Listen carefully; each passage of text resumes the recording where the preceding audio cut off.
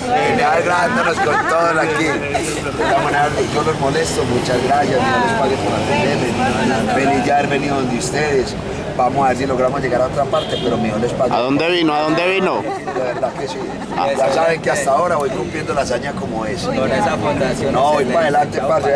Yo me quise venir solo, así nadie me quiera ver, así nadie me quiera escuchar, pero Dios sabe lo que estoy haciendo, man.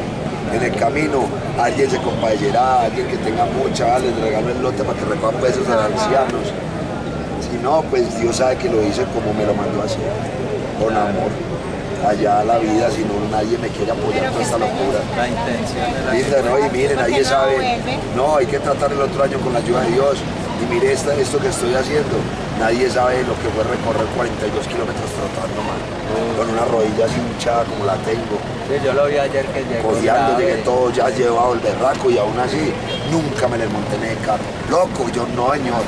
Yo vi ante los ojos del mundo y de Dios que yo llegaba como fuera, trotando como fuera. Por eso nunca, imagínense que estos llegaron aquí bacaneados en el carro. Y yo dije, bueno, al menos como ya logré Marinilla, de la entrada me suben, me tocó subirme a pie. Bueno, señores, la re buena. Dios los bendiga, parcero. Hermosa, chao.